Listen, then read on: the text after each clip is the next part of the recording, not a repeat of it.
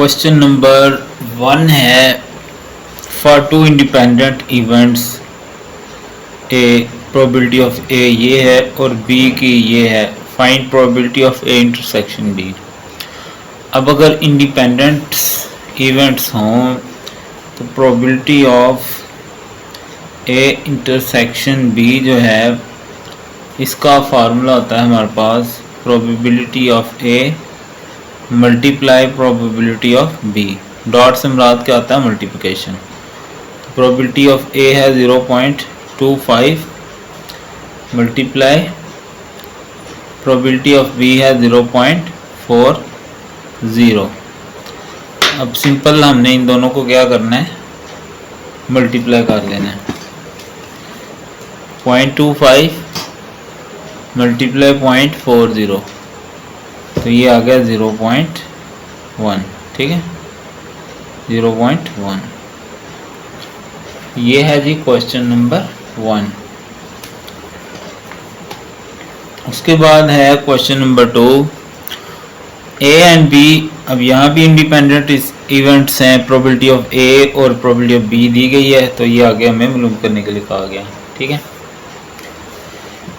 तो बिल्कुल first part की तरह ही probability of A intersection B है, ये किसके बराबर होगी? Probability of A multiply probability of B. A की प्रोबेबिलिटी है 0.40 मल्टीप्लाई प्रोबेबिलिटी ऑफ बी है 0.30। दोनों को मल्टीप्लाई कर लेंगे तो ये हमारे पास 0.12 आ जाएगा। ठीक है जी, कुछ भी नहीं है, बस मल्टीप्लिकेशन है, इंटरसेक्शन हो तो। Second part probability of A ऐसे कह लो, ठीक है, ए डिवाइडेड बाय बी। तो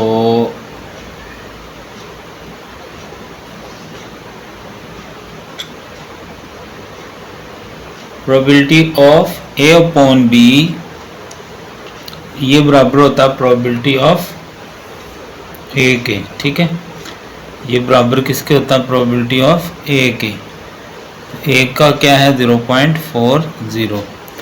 प्रोबेबिलिटी ऑफ बी अपॉन ए हो तो यानी ये असल में ऊपर वाली प्रोबेबिलिटी के बराबर होता है, प्रोबेबिलिटी ऑफ बी के।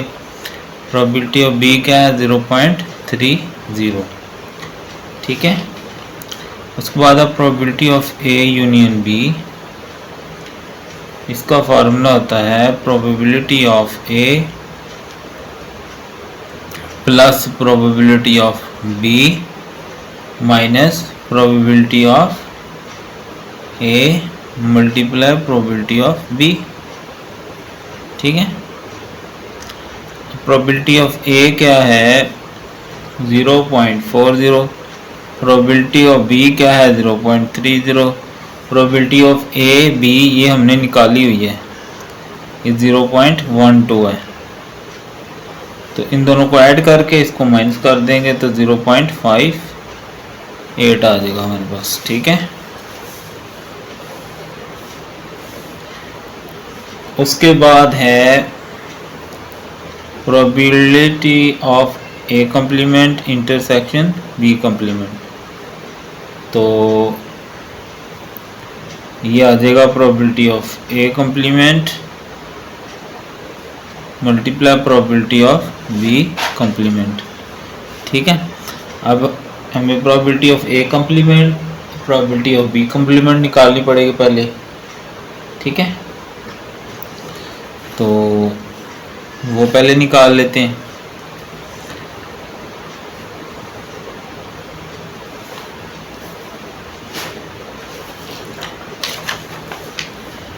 प्रोबेबिलिटी ऑफ ए कॉम्प्लीमेंट ये बराबर होती है 1 minus probability of A.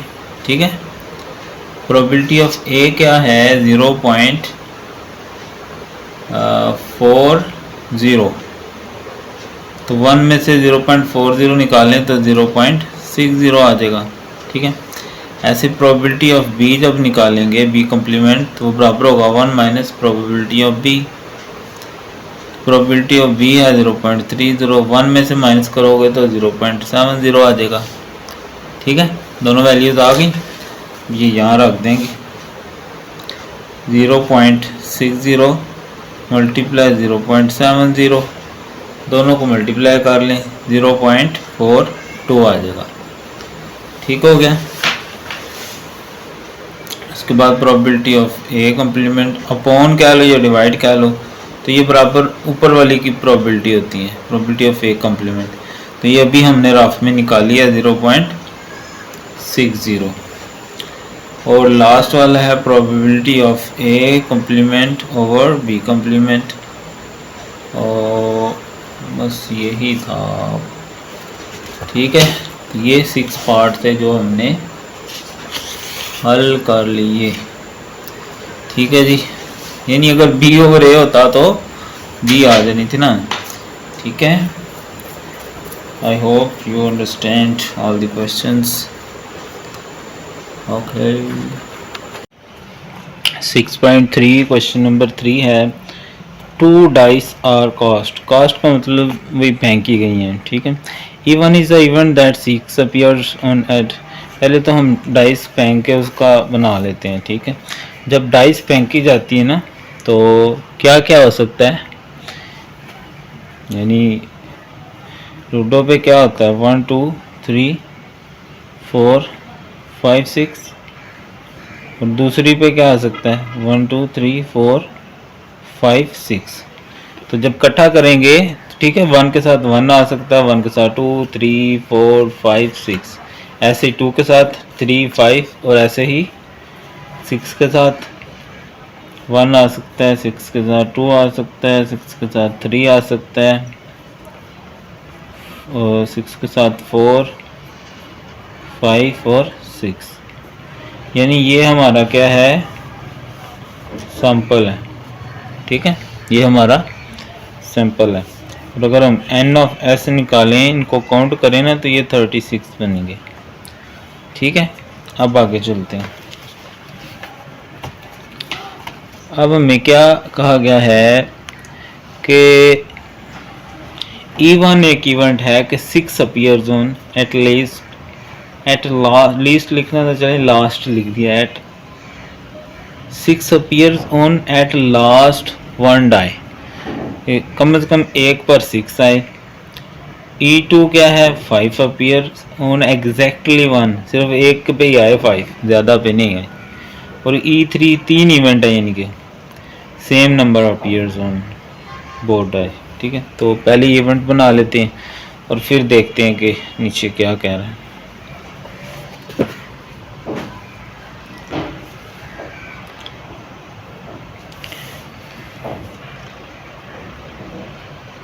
E1 event क्या है 6 अपीयर्स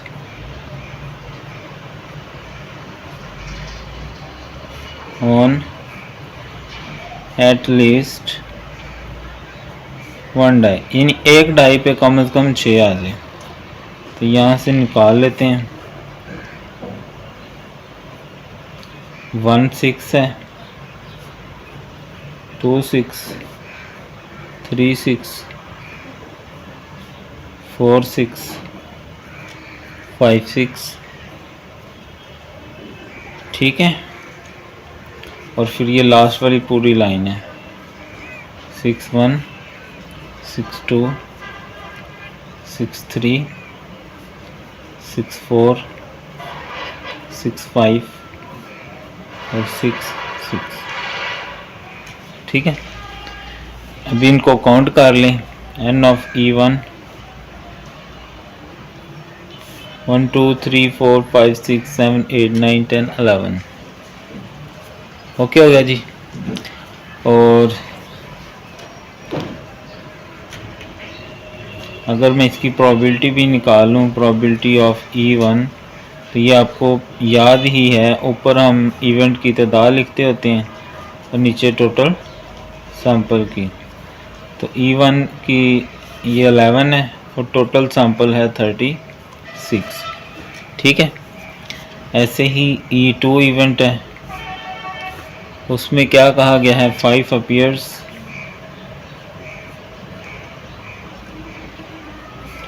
ऑन एग्जैक्टली वन, सिर्फ एक पे 5 आए, ठीक है। तो 1 5 2 5, ठीक है ना। इधर 1 5 2 5 3 5 4 5 और ये 5 वाली पूरी लाइन 3 5 4 5 और फिर 5 1 5 2 5 3 5 4 5 5 5 6। इनकी तादाद काउंट कर लें, NE2 1 2 3 4 5 6 7 8 9 10, ठीक है। ये 10 है। इसकी प्रोबेबिलिटी निकाल लें, प्रोबेबिलिटी ऑफ E2, तो N of E2 but N of S 10/36 आ गया।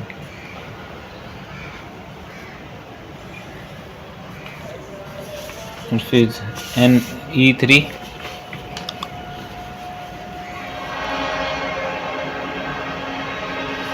E3 इवेंट क्या है, same number appears, same number appears, same number 1 1 2 2 3 3 4 4 5 5 और फिर 6 6। N ऑफ E3 निकाल लें, इनकी तादाद 6 है। Probability of E3 N of E3 over N of S, तो 6/36, ठीक है। अब अपने सवाल पे आ जाते हैं। ये हमने इनकी प्रोबेबिलिटी निकाल ली। उसने पूछा है E1 और E2 इंडिपेंडेंट इवेंट्स हैं। अब देखो इंडिपेंडेंट इवेंट्स के लिए कंडीशन क्या होती है, probability of E1 intersection E2 equal to होनी चाहिए probability of E1 multiply probability of E2, ये कंडीशन होती है। प्रोबेबिलिटी ऑफ E1 E2 तो हमने निकाल ली हुई है। अब इंटरसेक्शन पहले निकाल लेते हैं, ठीक है। तो E1 इंटरसेक्शन E2, अब ये देखें, ये हमारे पास E1 और E2 का बना हुआ सैंपल। इसमें से देखें जो दोनों में कॉमन है, ठीक है। तो 1 6 तो नहीं है, 2 6 भी नहीं, इसमें तो कोई, ये 5 6 है कॉमन।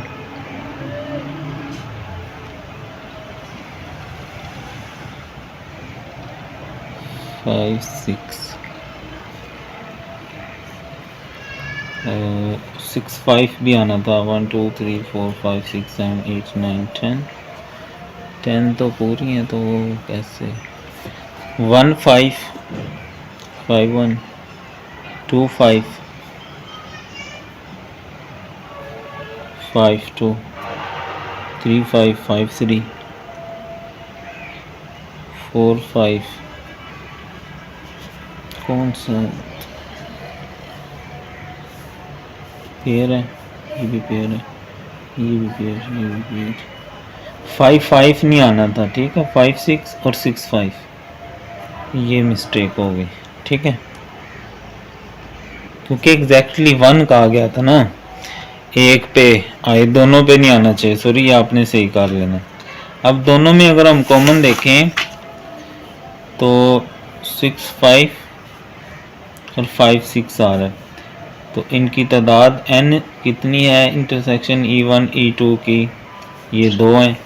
इसकी प्रोबेबिलिटी निकालें, अगर probability of E1 intersection E2, तो आ जाएगा n of E1 intersection E2 over n of S। नीचे हमेशा यही आता है, ये 2 है ओवर टोटल 36 है। तो अगर मैं इसको इस इक्वेशन में रखूँ तो इधर तो आएगा 2 ओवर 36 और प्रोबेबिलिटी ऑफ E1 ये देखें 11/36 और ये 10/36। 11/36 मल्टीप्लाई 10/36, 2/36 ये आ जाएगा। ऊपर मल्टीप्लाई करें तो 110 और नीचे करें तो 36 का स्केल लगा लो। चलें जो भी आएगा, लेकिन ये बराबर नहीं आ रहा तो हम कहेंगे नॉट इंडिपेंडेंट इवेंट्स, कि ये इंडिपेंडेंट इवेंट्स नहीं हैं। ठीक हो गया जी। तो ये था पहला पार्ट जिसमें हमने यानी इंडिपेंडेंट इवेंट्स निकालना था। पहले E1 E2 E3 की प्रोबेबिलिटी निकाली, फिर E1 E2 के लिए हमने देखा कि उन दोनों में क्या कॉमन है, तो बस ये दो कॉमन आ रहे थे। इसकी प्रोबेबिलिटी लेके ये इंडिपेंडेंट इवेंट होता है कि ये यानी E1 E2 का आएगा तो उसकी जो इंटरसेक्शन है यानी जो कॉमन है उसकी प्रोबेबिलिटी बराबर होनी चाहिए उन दोनों की प्रोबेबिलिटी के। तो ये बराबर नहीं आई तो ये इंडिपेंडेंट इवेंट्स नहीं है। अब इसका सेकंड पार्ट देखते हैं। सेकंड पार्ट में क्या कहा गया है, कहता है आर E2 एंड E3 भी इंडिपेंडेंट्स हैं कि नहीं। अब E2 और E3 में देखते हैं। अब ये है E2 और ये है E3। अब दोनों में ये तो वो हैं जो बिल्कुल सेम वाले हैं, तो इसमें से कोई भी ऐसा एलिमेंट नहीं है। तो E1 E2 इंटरसेक्शन E3, इन दोनों में कुछ भी नहीं है, खाली है। तो इसकी प्रोबेबिलिटी में निकालूं तो probability of E2 intersection E3 formula क्या होता है, n of E2 intersection E3 over n of s। तो ये आ जाएगा 0/36, क्योंकि टोटल सैंपल तो हमारा 36 है ना, ये वाला। अब इसका फार्मूला लगा देते हैं। Probability of E2 intersection E3 equal होना चाहिए प्रोबेबिलिटी ऑफ E2, डॉट का मतलब ज़रब होता है, डॉट E3। ये तो 0/36 है। प्रोबेबिलिटी ऑफ E2 है 10/36 और E3 जो है वो है 6/36। तो ऊपर तो 60 आएगा, ओवर 36 का स्क्वायर कर लो या ज़रब करके देख लें क्या आता है। तो ये बराबर नहीं आए तो क्या कहेंगे, E2 and E3 are not independent events, कि ये इंडिपेंडेंट इवेंट्स नहीं हैं। ठीक है जी। और अब इसका लास्ट पार्ट थर्ड वाला, are E3 and E1, E3 and E1 are independent. अब E3 और E1 में हमने क्या देखना है, कुछ कॉमन है या नहीं। तो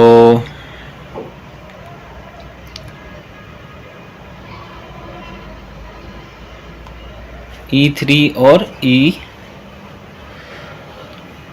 तो ऐसे ही देख लेते हैं क्योंकि वो तो E3 में तो डबल डबल वाले हैं, तो ये 6 जो है ना वो उसमें मौजूद है।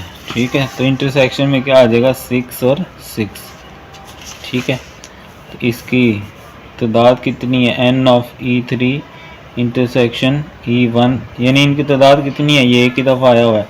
इसकी प्रोबेबिलिटी निकालनी, probability of E3 intersection E1।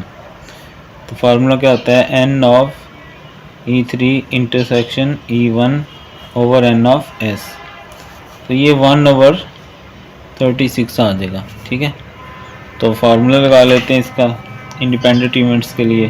Probability of E3 into intersection E1 बराबर आना चाहिए प्रोबेबिलिटी ऑफ E3 डॉट या मल्टीप्लाई प्रोबेबिलिटी ऑफ E1।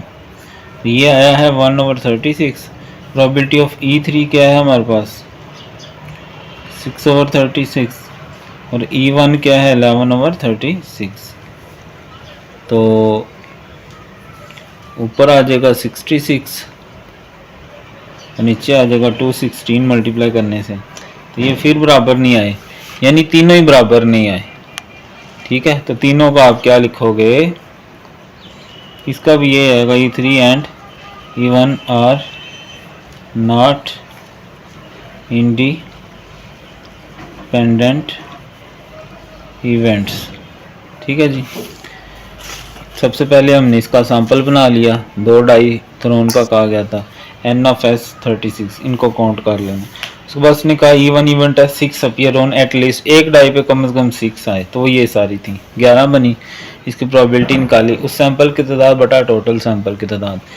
फिर E2 उसने कहा कि 5 अपीयर होना चाहिए, ऐसे E3 और फिर बाद में इंटरसेक्शन ले लेना इनका। इंटरसेक्शन जब E1 E2 का लेंगे तो इन दोनों के सैंपल में से देखेंगे जो सेम पेयर आया होगा ना, उसको काउंट करके उसको लेना होता है। और इस तरह ये क्वेश्चन पूरा हो गया हमारा।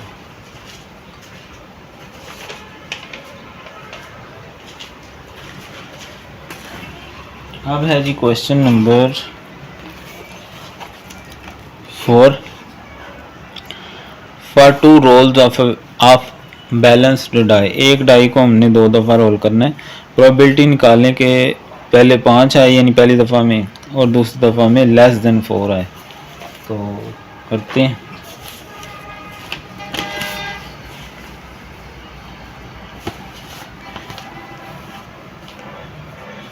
Question 4 6.3 I com 2। तो जब हम डाई रोल करते हैं तो क्या आता है, 1 2 3 4 5 6, एन ऑफ एस कितने हैं, 6 हैं। पहला इवेंट क्या है, लेट ए क्या है 5 अपीयर्स, 5 आ जाए, तो 5 कितनी दफ़ा मौजूद है सैंपल में, एक ही दफ़ा है, यानी एन ऑफ ए क्या है 1 है, तो प्रोबेबिलिटी ऑफ ए क्या है एन ऑफ ए बटा एन ऑफ एस,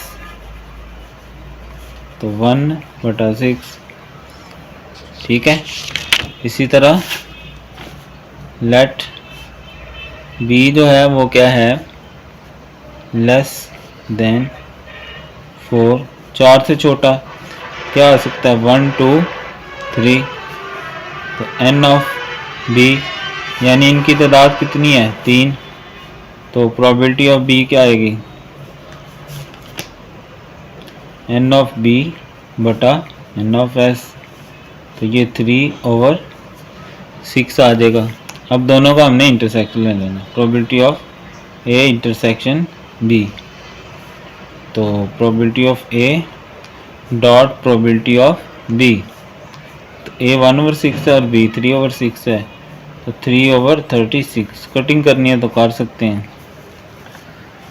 ठीक है, इस तरह ये क्वेश्चन नंबर 5 भी हमने हल कर लिया, जिसमें एक डाई को 2 दफ़ा फेंकने के लिए कहा गया था, डाई एक ही थी, प्रोबेबिलिटी निकालनी थी कि 5 अपीयर और दूसरी थी 6 अपीयर, दोनों इवेंट्स ले लेने, उनका इंटरसेक्शन लेके उन दोनों की प्रोबेबिलिटी को मल्टीप्लाई कर देना। ठीक है, if you are online please like the video if you understand the question and comment in the comment section that is right, wrong, your method, anything you can write. Okay, Allah Hafiz.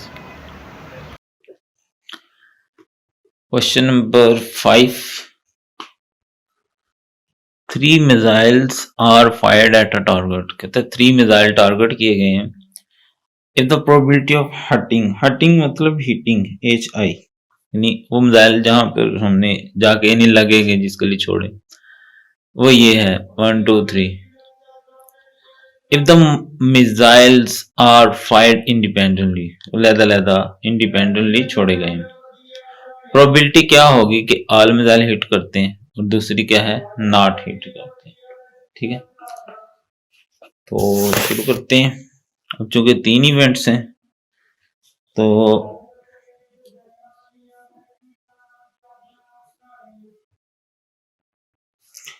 तीन event हो जाएंगे, एक को probability A कह लेंगे, एक को B कह लेंगे और एक को सी कह लेंगे। ठीक है,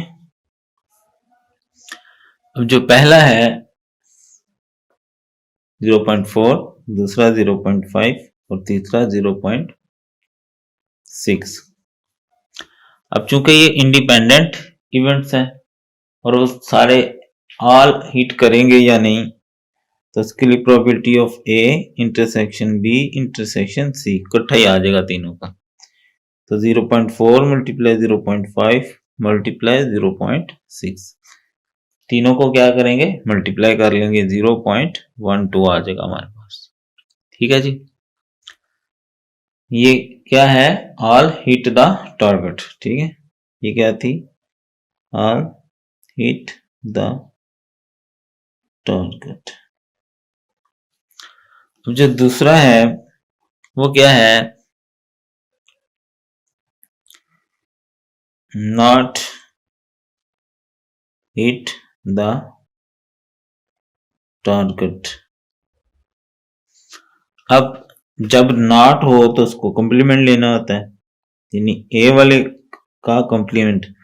कॉम्प्लीमेंट कैसे निकाला जाता है, 1 में से उसकी प्रोबेबिलिटी निकाल दें। ठीक है, ऐसे बी का कॉम्प्लीमेंट, ये नॉट के लिए होता है, यानी 1 में से जब हम किसी चीज की प्रोबेबिलिटी निकालेंगे तो उसकी नॉट की हो जाएगी।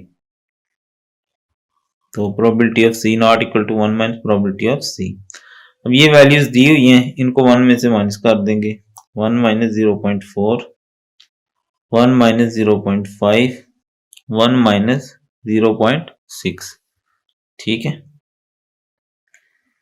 तो पहले की आ जाएगी 0.6, फिर 0.5 और 0.4।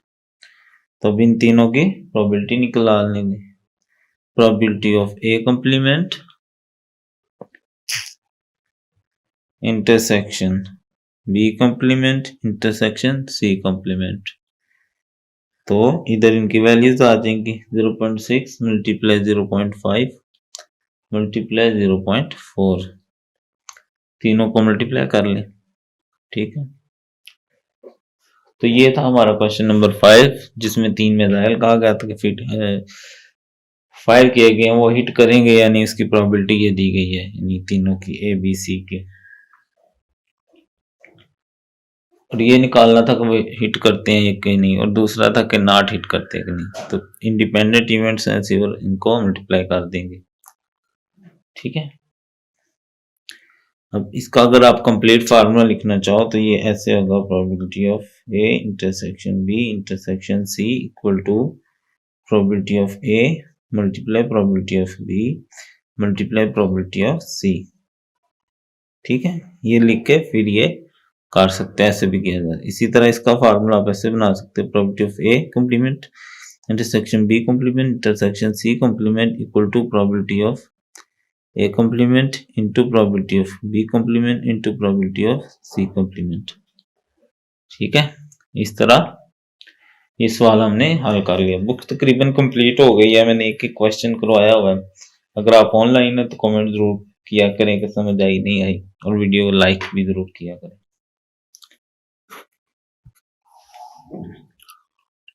क्वेश्चन नंबर 6 है,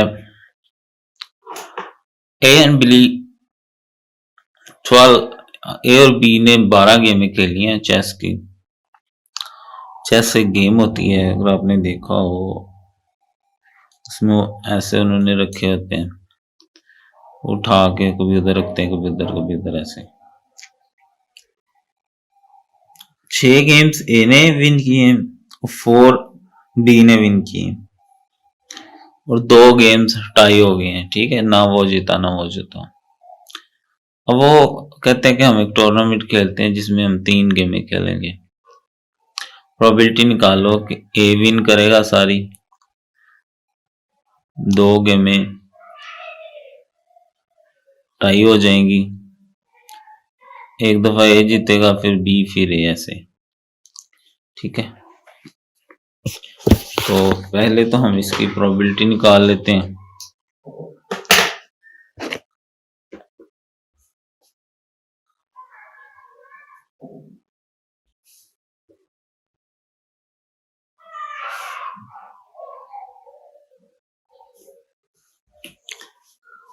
ठीक है, अब जो ए है उसकी प्रोबेबिलिटी क्या होगा, क्या कहा गया है कि 6 गेम में वो जीतेगा, ठीक है, टोटल 12 है, ठीक है, तो इसकी प्रोबेबिलिटी 6 1 2 6 2 12 6 1 6 6 2 12, ठीक है। और इसी तरह जो बी है उसकी प्रोबेबिलिटी क्या होगी, कहा गया है कि बी जो है ना वो 4 गेम में खेल जीतेगा, तो 4 और टोटल कितना होता है 12। ये हम पीछे इनके फॉर्मूले बार बार करके हैं इसलिए यहाँ फॉर्मूला नहीं लिखा गया। 4 1 4 4 3 12। टाई की भी प्रोबेबिलिटी निकाल लेते हैं। Probability of tie equal to 2 games tie हैं ओवर 12, 2 1 2 2 6 12, ठीक है। अब अगर ए विन नहीं करता तो उसकी प्रोबेबिलिटी भी निकाल लो, वो हमें पता है ना कंप्लीमेंट से आती है, ए के ऊपर डैश आ जाएगा और वो 1 में से ए की प्रोबेबिलिटी माइनस करने से आता है, ठीक है ना। कंप्लीमेंट पहले भी हम कर चुके हैं। 1 माइनस ए की प्रोबेबिलिटी क्या है 1/2, देसी एलसीएम आपको पता है, नीचे 2 1 2, फिर ये इधर डी 1, तो ये भी आ गई 1/2। इसी तरह ए के कॉम्प्लीमेंट या नॉट की प्रोबेबिलिटी क्या हो जाएगी 1 minus probability of B, probability of B क्या है 1/3, देसी एलसीएम 3 1 3 1, तो ये आ जाएगी 2/3। इसी तरह टाई की प्रोबेबिलिटी 1/6 है, नॉट टाई की क्या आ जाएगी 1 में से इसको माइनस कर देंगे, 1 माइनस 1/6, देसी एलसीएम से 6 1 6 1 1 1, तो ये आ जाएगी 5/6। इस तरह ये उनके इवेंट्स की आ गई और ये इवेंट के कॉम्प्लीमेंट की या नॉट की आ गई। अब पहला जो इवेंट है इसको हम क्या कह लेते हैं, ई कह लेते हैं, ठीक है, पहले इवेंट को ना। वो क्या है, लेट ई जो है वो बराबर है ए wins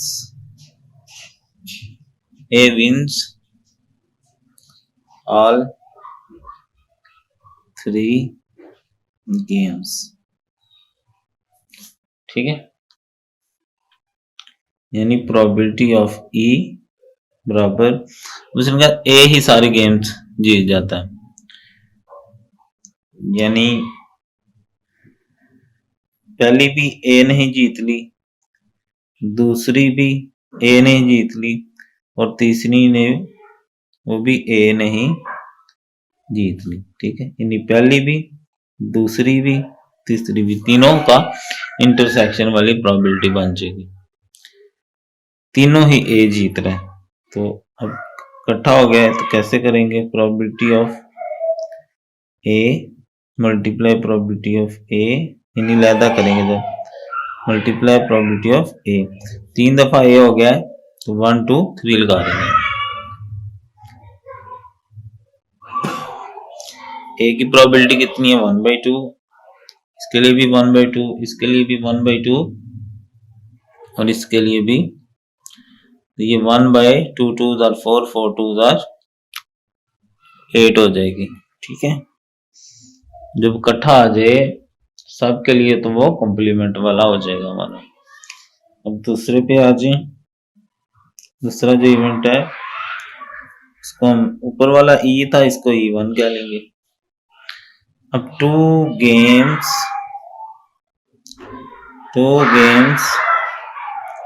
and in tie, 2 games क्या हो गई टाई हो गई, प्रोबेबिलिटी ऑफ E1। अब देखें हमें नहीं पता पहली 2 हुई हैं दूसरी 2 हुई हैं या अगली 2 हुई हैं, ठीक है, तो अब देखें हम कहते हैं प्रोबेबिलिटी ऑफ, हो सकता है पहली टाई होगी और उसके साथ दूसरी टाई होगी हो, और तीसरी जो है वो ना हुई हो, ना के लिए ऊपर कॉम्प्लीमेंट होता है, प्लस हो सकता है पहली टाई हुई हो, दूसरी ना हुई हो और तीसरी टाई हो गई हो, प्लस हो सकता है पहली ना हुई हो, दूसरी टाई हो गई हो और तीसरी टाई हो गई हो। ठीक है, यानी इस तरह ये तीन प्रोबेबिलिटीज का सम आ जाएगा, यानी इंटरसेक्शन भी आ गया और दूसरी प्लस भी हो गई। पहली दो टाई हुई, तीसरी नहीं हुई, पहली और तीसरी टाई हुई, दूसरी नहीं हुई, हो सकता है पहली ना हुई हो, दूसरी दोनों हो गई हो। बस अब इनकी प्रोबेबिलिटीज लिख लेंगे। Probability of T1 multiply probability of T2 multiply probability of T3 not T3, probability of T1 multiply probability of not T2 multiply probability of T3 plus probability of not T1 multiply probability of T2 multiply probability of T3। अब इनकी values ऊपर हमने लिखी हुई है, वहां से देख के लिख लेंगे। प्रोबेबिलिटी ऑफ T1 1/6, यानी 1 2 सेम ही होती है ना, यहाँ हमने लैदा करने के लिए बस नाम दे दिए। 1/6 1/6 और नॉट की क्या है 5/6, 1/6 5/6 और प्रोबेबिलिटी T3 लिखा हुआ उसको कोई नहीं इशू, वो 1/6 ही है। ये नॉट की है 5/6 और T2 है 1/6 और ये भी है 1/6। ऊपर 5 आ जाएगा, नीचे 6 6 36 और 36 को 6 से करेंगे तो 216 आ जाएगा। ऐसे ही ये भी आ जाएगा और ऐसे ही ये भी आ जाएगा। नीचे सेम है, सेम एलसीएम, नीचे वाला एक दफा लिखेंगे और ऊपर वाला इकट्ठा कर लेंगे। 5 + 5 + 5 तो ये हो जाएगा 15, नीचे 2 16, 3 के टेबल से काट देंगे, 3 5 15, 3 7 21, 3 2 6। ठीक है, इस तरह ये भी हमारा हल हो गया। ठीक है, अब इसके बाद इसका लास्ट है जी, इसको हम कह लेते हैं इवेंट 2। पहला ई था ना, दूसरा E1 और ये E2 कर लेते हैं। कह रहा है A and B1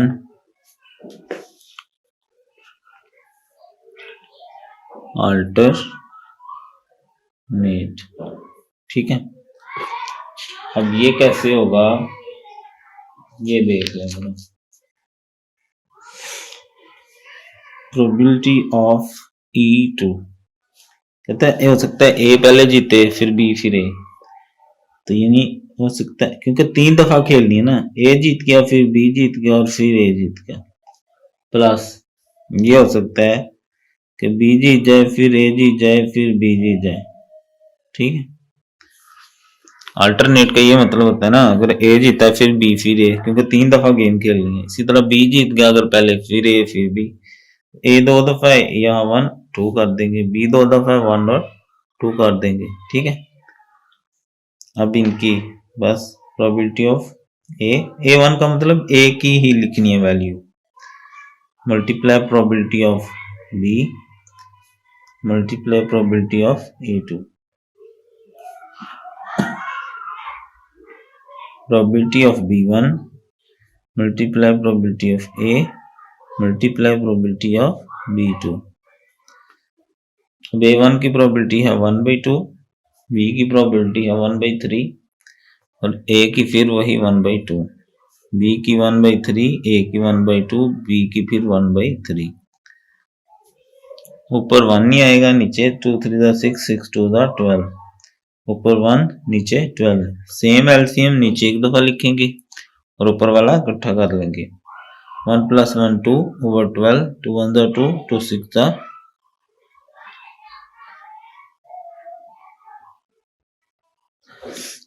no 3 3 the 9 9 2 the 18, यहाँ 18 आना था, तो 12 और 18 कैल्शियम करते हैं, 6 2 12, 6 3 the 18, 2 1 the 2, 3 2 the 6, 6 6 the 36, ये आएगा 36, 12 3 the 36, तो 3 1 the 3, 18 2 the, तो 2 1 the 2, तो ये हमारे पास आ जाएगा 5 over 36, ठीक है। तो इस तरह ये सवाल हल हो गया। फिर देख लें, हमें कहा गया कि 12 गेमें खेली जाए ना तो उनकी प्रोबेबिलिटी दी गई है कि ए 6 गेमें खेलता है जीतेगा, बी 4 जीतेगा और जो टाई होंगी ना वो 2 होंगी। हमने इनकी प्रोबेबिलिटी निकाल दी कि 6/12, इन टोटल 12 है ना, से डिवाइड किया, दूसरी 4/12, तीसरी 2/12, यह आएगा 1/2, 4/3, 2/6। अब अगर इसके नॉट की निकालनी हो, ए की दी गई है, ए नॉट की हो पर कंप्लीमेंट लगाना होता है और वो 1 में से माइनस करके आता है, इस तरह बी का, इसी तरह टी का। अब जो ए था उसने कहा कि 3 गेम्स उन्होंने खेलनी है, तो ए ही तीनों जीत जाता है, तो फिर A1 A2 A3, ये ए ही है लहदा का दिखाने के लिए ना कि ये 3 दफा है, तो यानी पहली दफा भी ए जीता, दूसरी दफा भी, तीसरी दफा भी, ठीक है। फिर प्रोबेबिलिटी ऑफ ए आ जाएगी multiply probability of B multiply probability of A ही, ये ए बी नहीं आएगा, इसकी वैल्यू 1/2 1/2 1/2, ये 1/8 आ जाएगा।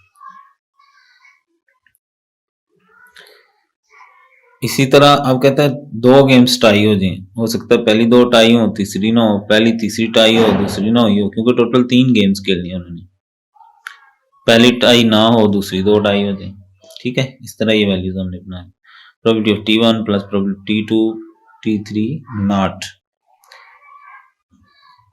ठीक है। इस तरह इनकी वैल्यूज, जो बच्चे ऑनलाइन है कमेंट भी जरूर किया करें समझ आ रही है कि नहीं, और इसी चैनल पे हमने इंग्लिश कोर्स शुरू किया है, जिनकी इंग्लिश अच्छी नहीं है वो जरूर उसकी वीडियोस लें, ठीक है। इसी तीसरा है कि वो कहता है अल्टरनेट, हो सकता है ए जीते बी फिर ए, पहले बी जीते फिर ए फिर बी, इस तरह ये तीसरे की प्रोबेबिलिटी भी। और पार्ट 2 में आप लोगों ने डेफिनेशन जरूर तैयार करनी, एक बड़ा पोर्शन डेफिनेशंस में से आता है, ठीक है। तो बाकी अल्लाह ताला आपको कामयाबी अता करे। अल्लाह हाफिज। क्वेश्चन नंबर 7 है, if 2 cards are drawn from ordinary deck of 52 cards, 52 card में से 2 कार्ड निकाले हैं, प्रोबेबिलिटी निकालें बोथ विल बी डायमंड, कि वो दोनों क्या हो, डायमंड हो, और विदाउट रिप्लेसमेंट है।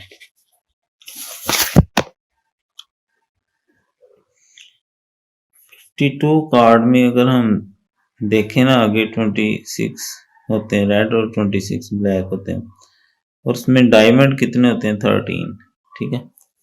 मुझे कोई डायमंड ही चाहिए इसलिए हम बस यहाँ तक ही करते हैं।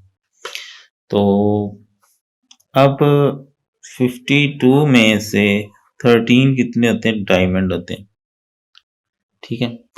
अब वो कह रहा है कि बोथ विल बी, अब फर्स्ट करो इवेंट ए हम कहते हैं कि वो क्या हो, डायमंड हो, और बी भी क्या हो, डायमंड हो, ओके। अब यहां हम करते हैं लेट, जो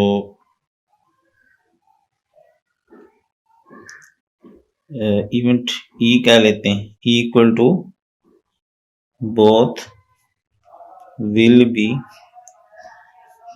डायमंड, दोनों क्या हो, डायमंड हो, ठीक है। तो प्रोबेबिलिटी ऑफ ई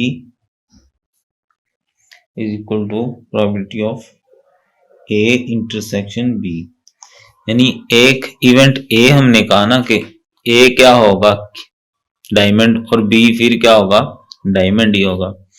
ठीक है, लिखेंगे कैसे, विदाउट रिप्लेसमेंट है ना, probability of A multiply probability of B after A. नहीं, बी आफ्टर ए का मतलब है ए हो गया ना इवेंट, फिर बी आएगा, अब ए वाला नहीं आएगा। अब देखो टोटल 52 है, उसमें से 13 क्या आ सकते हैं, डायमंड। ठीक है, तो यानी इन 13 में से समझ लो हमने लिया, तो प्रोबेबिलिटी क्या होगी, 13/52। अब विदाउट रिप्लेसमेंट है ना, तो अब एक कार्ड इसमें से निकल गया, तो ये कार्ड कितने रह गए, 12, और इसमें से भी 51 रह जाएंगे। 52 थे ना, विदाउट रिप्लेसमेंट का मतलब है हमने एक कार्ड निकाला और यहाँ रख दिया।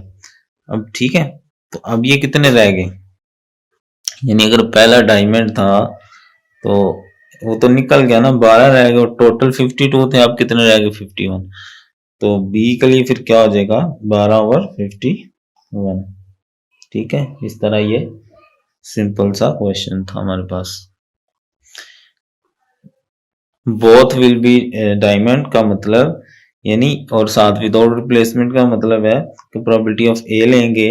अब वो 13 डायमंड कार्ड होते हैं, इवेंट ए में समझ लो उनमें से हो सकता है 13 में से, अब निकल गया, अब तो 12 रह जाएंगे ना, और यहाँ 51 रह जाएंगे, क्योंकि विदाउट रिप्लेसमेंट का मतलब कार्ड निकल गया, अब पीछे 51 है, तो इसके लिए फिर क्या आ जाएगा, 12/51।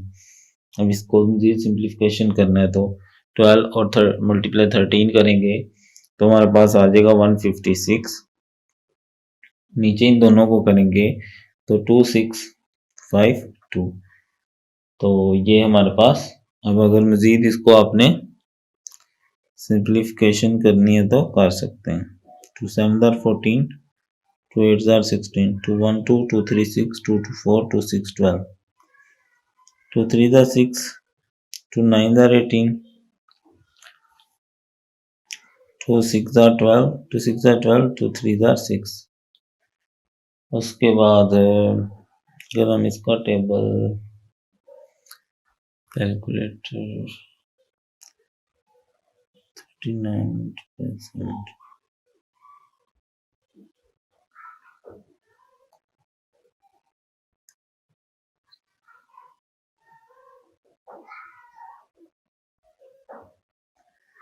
तो ये सारी कटिंग हो रही है वैसे। 13 1 13, 13 7 तो 1/17 हमारा ये बोथ डायमंड। अच्छा देखो, यहाँ हो सकता है वो किंग की पूछ ले या किसी और की पूछ ले, तो आप इसको दूसरी सब के ऊपर, जैक की भी पूछ सकता है, उनके ऊपर भी ट्राई करें इसको। ठीक है जी, ये था question number 7, without replacement. 2 card निकालने थे हमने, डेक ऑफ कार्ड, यानी वो जो कार्ड की होती है, जो ताश वगैरह खेलते हैं उनको पता होगा, मैंने दिखाई भी हुई है वैसे कुछ वीडियोस में। तो बोथ विल बी डायमंड का मतलब प्रोबेबिलिटी ऑफ ए बी, ए हो सकता है पहला भी डायमंड हो, बी भी डायमंड हो, तो लिखा कैसे जाएगा, विदाउट रिप्लेसमेंट में प्रोबेबिलिटी ऑफ ए लिखेंगे तो प्रोबेबिलिटी ऑफ बी आफ्टर ए, यानी ए निकल गया, ठीक है, तो ऐसे माइनस हो जाएगा और फिर इसकी प्रोबेबिलिटी बना लेनी है। और ये हो गया हमारा सवाल हल, और इंशाल्लाह मिलेंगे फिर, जिंदगी रही तो। एक्सरसाइज आई कम टू है जी 6.3, क्वेश्चन नंबर 8 है। कहता है एक बॉक्स है, उसमें 9 टिकट्स हैं, 1 से लेकर 9 तक, ठीक है। 3 टिकट्स आर ड्रॉन, उसमें से हमने क्या करना है, 3 टिकट्स को क्या करना है, ड्रॉन करना है, निकालना है, 1 एट अ टाइम, एक वक्त में एक। प्रोबेबिलिटी निकालो कि पहले ऑड निकले फिर इवन फिर ऑड, या पहले इवन हो फिर ऑड हो और इवन हो।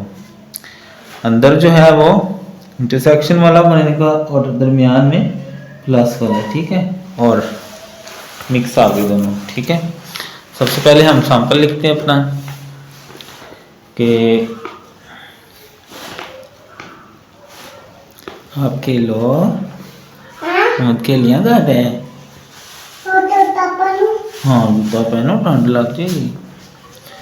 जी सैंपल क्या हो सकता है, 1 2 3 4 5 6 7 8 और 9, ठीक है, एक बॉक्स में एक ये मौजूद है, क्या क्या, यानी कि 1 to 9 नंबर्स मौजूद हैं। ठीक है, अगर मैं इसका गिनूँ, एन से मुराद इनकी गिनती होती है, एन ऑफ एस यानी कितना है हमारे पास, ये टोटल है 9। ठीक है, अब मैं क्या करता हूँ, अब इवन की निकाल लेता हूँ। इवन कौन कौन से हैं जो 2 के टेबल में आते हैं, 2, 4, 6 और 8, 2, 4, 6 और 8। उसके बाद ऑड अगर मैं देखूं तो कौन से हैं, 1, 3, 5, 7, 9। जो 2 के टेबल में ना आए वो क्या होते हैं, यानी पूरे डिवाइड ना हो तो उसे वो ऑड होते हैं। अब अगर मैं इसकी एन ऑफ ई करूं तो ये कितना बनेगा, 4, और एन ऑफ ओ करूं तो ये कितना है, 5। ठीक है जी, ये हो गया हमारा डाटा कि इवन इसके अंदर सैंपल में 4 हैं और ऑड 5 हैं। अब देखें, अब हम शुरू करते हैं इसको। तो जो हमारा इवेंट है ना, उसको हम ए कह लेते हैं। ए बराबर है प्रोबेबिलिटी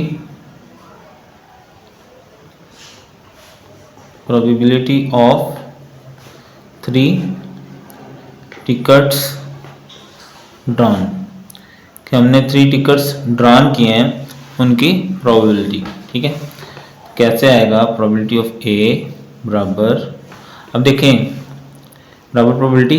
अब पहले उसने क्या कहा, इवन ऑड, यानी पहले ऑड आए, फिर इवन आए, फिर ऑड आए।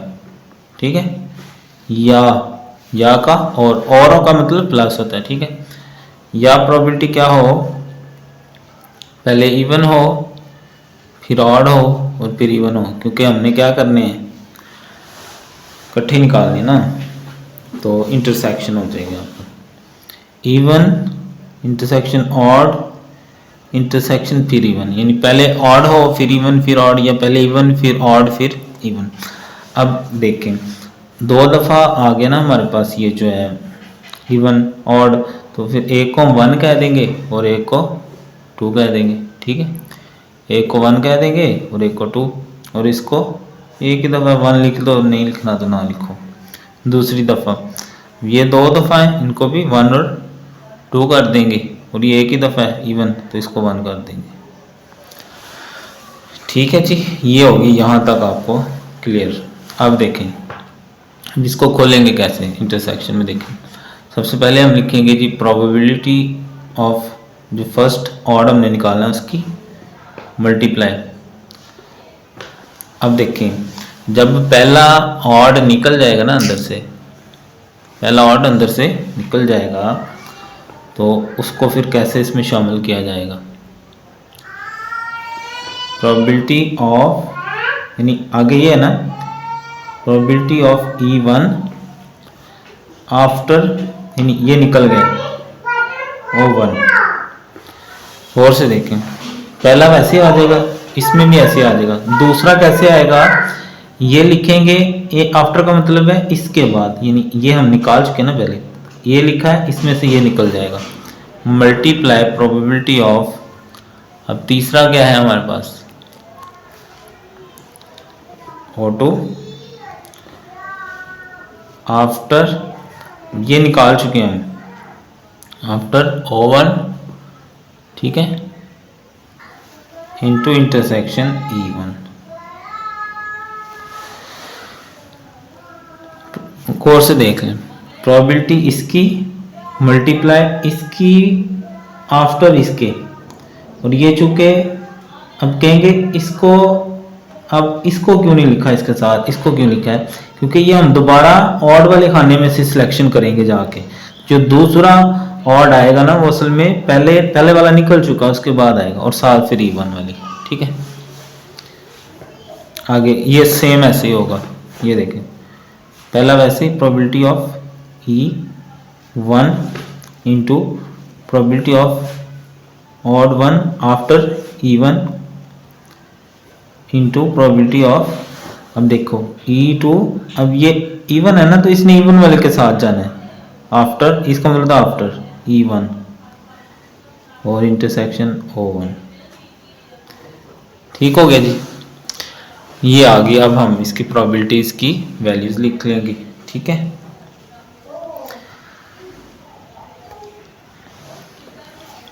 अच्छा ये एक चीज़ देखें, अगर मैं इसकी प्रोबेबिलिटी बनाऊं, प्रोबेबिलिटी ऑफ ऑड, तो क्या होगा, टोटल 5 है बटा टोटल सैंपल कितना है 9। इस तरह अगर मैं इवन की बनाऊं, प्रोबेबिलिटी ऑफ इवन, ये टोटल कितने हैं 4 बटा टोटल सैंपल क्या है 9। ठीक है, ये बनता है। अब आ जाए इधर, अब प्रोबेबिलिटी ऑफ, पहले सबसे पहले ऑड, तो ऑड की प्रोबेबिलिटी देखो, हाँ क्या बनाई है 5, टोटल 5 है ना, ये इस सैंपल के अंदर जो ऑड नंबर्स हैं वो कितने हैं 5 9 है ना टोटल, और ऑड 5 है उसमें से, तो ये आ गई 5/9 मल्टीप्लाई। ठीक है, 5/9 आ गया। प्रोबेबिलिटी ऑफ इवन आफ्टर, अब ये देखो इस चीज़ के लिखने का मकसद क्या है कि अब जो टोटल सैंपल था ना उसमें से एक सैंपल यानी एक वैल्यू निकल चुकी है, यानी एक जो इवन है ऑड है वो निकल चुका है, एक ऑड इसमें से निकल चुका है। अब बाकी सैंपल कितना रह गया 8, ये इसलिए लिखा है आफ्टर। ठीक है, एक कंडीशनल प्रोबेबिलिटी है हमारी। ये अब कितने रह जाएगा सैंपल 8 रह जाएगा, तो इवन कितने हैं इस टाइम, इवन 4 है, 4/8। ठीक हो गया, 4/8। तीसरा फिर इवन लास्ट ये ऑड वाली, ऑड आफ्टर। अब गौर से देखिएगा, ये जो इवन थे इसमें टोटल यानी ऑड है, इसमें से 5 थे, एक हम निकाल चुके हैं, ये देखें। अब यहाँ कितने रह जाएंगे, एक तो निकल गई ना प्रोबेबिलिटी, अब यहाँ आएगा 4 और टोटल सैंपल कितना रह गया था, 2 निकल चुके हैं ना इसमें से, तो अब कितने आएंगे यहाँ पर 7।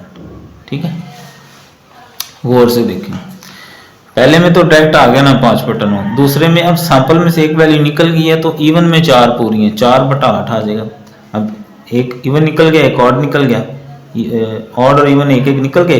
अब सैंपल में टोटल 7 वैल्यूज रह चुकी हैं, और जब हम ऑड में आएंगे, ऑड में से भी पहले एक सैंपल निकल चुका है, तो यहाँ 4 रह जाएंगे और वहाँ पर 7, 4/7। सेम यही काम हमने आगे वाले के साथ करना है। अभी आगे प्लस प्रोबेबिलिटी ऑफ, दोबारा शुरू से, अब इवन कितने हैं 4, टोटल सैंपल कितना है 9। ऐसे ही आगे आ जाएगी ऑड की, ऑड कितने हैं 5, लेकिन सैंपल में से एक निकल चुका है, वो आ जाएगा 8 इंटू लास्ट वाला फिर इवन। अब इवन में से एक पहले आ चुका है ना, 4 में से एक निकल गया, ये प्रोबेबिलिटी जब निकाली, तो यहाँ कितने रह जाएंगे 3, और सैंपल कितना रह गया 7। ठीक है जी, ये था हमारा सारा 7 का। अब इनको ज़रा सिंप्लीफिकेशन करनी पड़ेगी हमें, तो सिंप्लीफिकेशन कर लेते हैं। मेरे पास कैलकुलेटर नहीं है, 4 16 16 5 80 56 50, ऊपर आ जाएगा 80 और नीचे आ जाएगा 504, इधर आ जाएगा 60/504। नीचे सेम हो तो एक दफ़ा लिखा जाएगा और ऊपर वाला इकट्ठा कर लेंगे, 80 + 60 दोनों को ऐड कर लें, 504। सेम टेबल से हम इनको कटिंग भी कर सकते हैं, 2 7 14, 0 का 0, 2 2 4, 2 5 10, 2 2 4, 2 3 6, 2 5 10, 2 1 2, 2 2 4, 2 6 आगे किस टेबल से काटा जा सकता है 5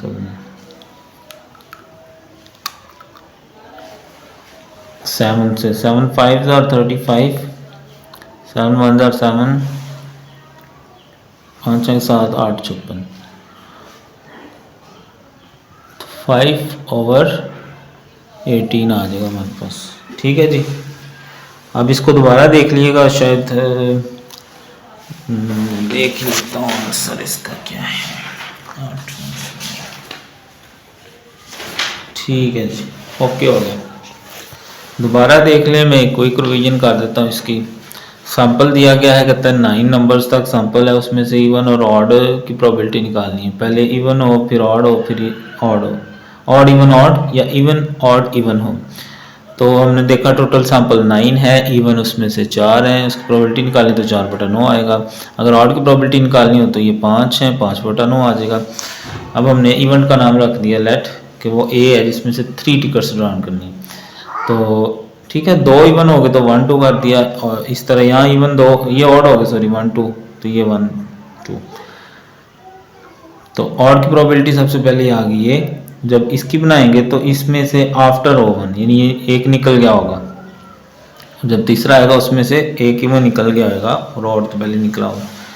तो बस ये चीज़ें ध्यान रखनी, पहला सैंपल पूरा ही आएगा, दूसरे में से एक सैंपल कम हो गया होगा। तो इवन में 4 है बट 8, ये चीज़ असल आपको याद रखनी। और फिर जब दोबारा ऑड में हम आएंगे, ऑड में से भी एक निकल चुका है ये, और टोटल सैंपल में से 2 निकल गए होंगे। इसी तरह ये दूसरी बनाएंगे और आगे सिंप्लीफिकेशन है। ठीक है, तो ठीक है, लादे वाले एक्सरसाइज 3.6.3 हमारी चल रही है और बुक भी कंप्लीट होने वाली है। क्वेश्चन नंबर 9 हम करेंगे इस वीडियो में। जो पीछे से देखते आ रहे हैं तो आई होप आपको पीछे से भी सारा समझ आ गया होगा। बाकी चलें इस क्वेश्चन को शुरू करते हैं। A fair die is rolled twice, एक डाई को हमने 2 टाइम रोल किया है, पीछे काफ़ी दफ़ा हम पढ़ चुके हैं। कहते लेट जो ए इवेंट है वो ओड टोटल है, यानी जो डाइस 2 टाइम हम थ्रो करेंगे उन दोनों इवेंट्स को अगर हम ऐड करें तो उनका जो मजमू है वो ऑड आना चाहिए, यानी 1 3 5 7 9 इस तरह का। एंड बैंड आ गया ना, इंटरसेक्शन वाला सवाल हो जाएगा। बी जो इवेंट है वो ace on the first toss, A से मुराद 1 होता है। डाई जब थ्रो करते हैं तो ए से मुराद 1 होता है। ठीक है, कोई बड़ी मेहनत लगती है, कम से कम लाइक तो कर दिया करें और कमेंट में ज़रूर बताया करें समझ आती है कि नहीं। तो वेरीफाई हमने करना है कि probability of A after B equal to probability of A है। तो क्वेश्चन को हम शुरू करते हैं। समझ आपको आ गई है कि एक डाई हमने रोल करनी है 2 टाइम्स, ए इवेंट और टोटल को, और बी जो है वो फर्स्ट टॉस पे ए से, और दूसरे पे हमें नहीं, हमें जो मर्जी हो। ए से मुराद क्या होगा 1, और ये वेरीफाई करना है। ठीक है, पीछे भी हम करके आ चुके हैं। 2 टाइम्स जब एक डाई को थ्रो किया जाता है तो उसकी प्रोबेबिलिटी क्या होती है। तो 2 टाइम्स जब हम डाई को थ्रो करते हैं ना, तो अब अगर मैं 2 टाइम डाई अगर मैं लिखूं, डाई में क्या क्या होता है 1 2 3 4 5 और 6। ठीक है, दोबारा अगर मैं करूंगा तो फिर इन्हीं में से आ सकता है 1 2 3 4 5 या 6। ठीक है ना, इवेंट तो यही ना हमारे पास। अब जब 2 टाइम्स करेंगे इसको तो फिर क्या होगा, ये देखें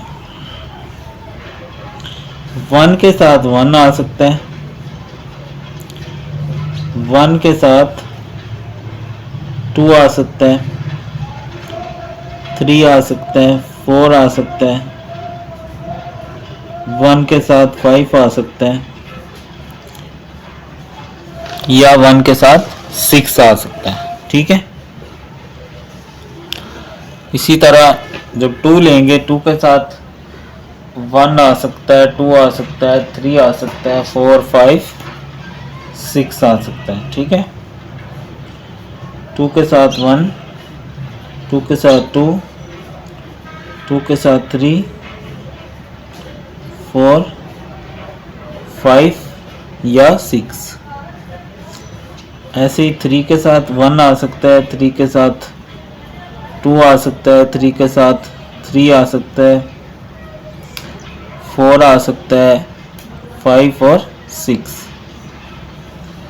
ऐसे ही मैं जल्दी जल्दी बना लेता हूँ। 4 1 4 2 4 3 4 4 4 5। पहला गुम हो गया, वरना मैंने वही याद रख लेना था। ठीक है, थोड़ा टाइम से असल में वीडियो बनाई जाती है ना, तो फिर चीज़ें आगे पीछे हो जाती हैं। 5 1 5 2 5 3 5 4 5 5 और 5 6 6 1 6 2 6 3 6 4 6 5 और 6 6। अब इन सब को अगर हम काउंट करें ना, तो ये टोटल ये सैंपल हो गया हमारा। ठीक है, 2 डाइस का, 2 डाइस जब थ्रो की जाए ना, तो ये उसका सैंपल होता है। तो अब इसकी काउंटिंग करें तो ये 36 बनते हैं। एन ऑफ एस कितना है? 36। ठीक है, अब जो पहला इवेंट है वो क्या है हमारे पास? लेट ए इक्वल टू, इसने क्या कहा है सवाल में? Odd total. ऑड यानी जब सम करें ना उनको, तो क्या आए? ऑड टोटल आए। तो यहां से हमने सम कर करके सम करते जाएंगे और देखते जाएंगे कि कौन कौन सा ऑड टोटल बन रहा है। ठीक है, तो यहाँ असल में नया सेटअप किया ना, थोड़ी सी स्पेस का इशू हो रहा है।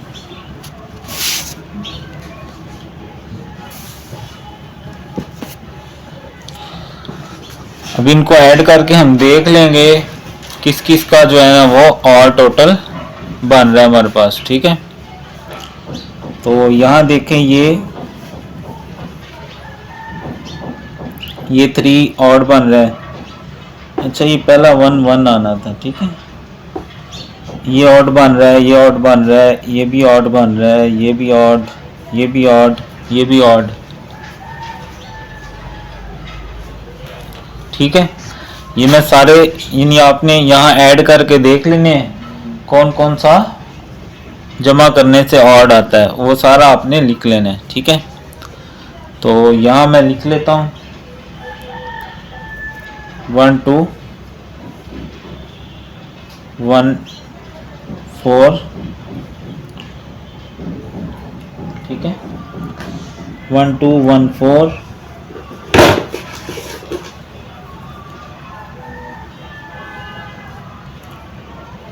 1 6 2 1 2 3 2 5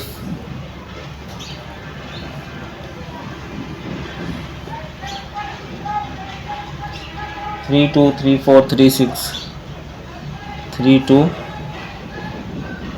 3 4 3 6।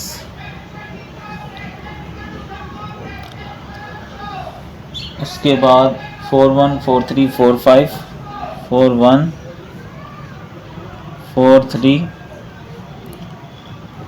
4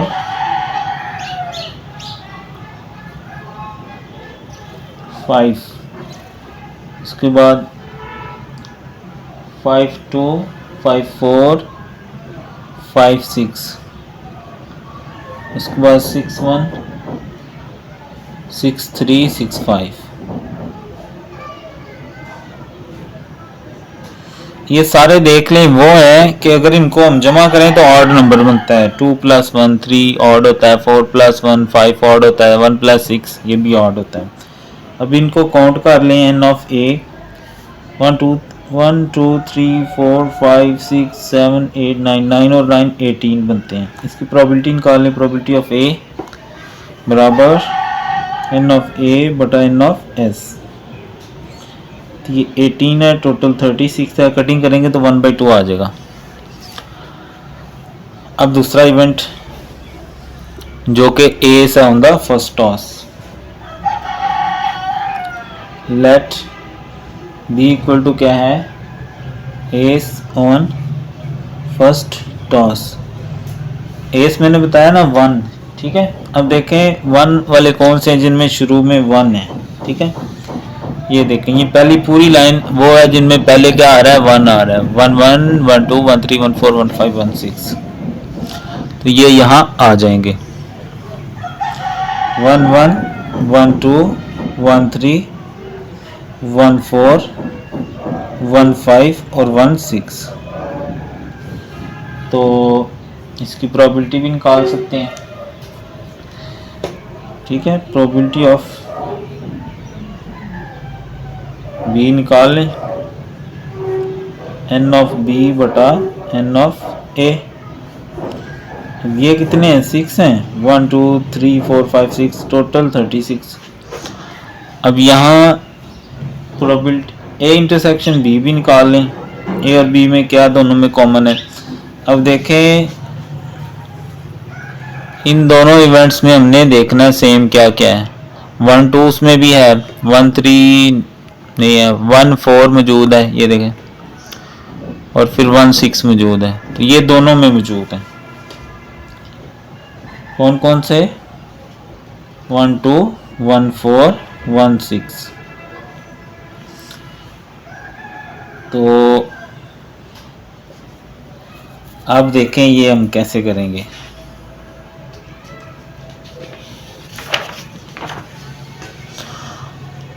जो हमें सवाल अब दिया गया उस पर आ जाए, ठीक है।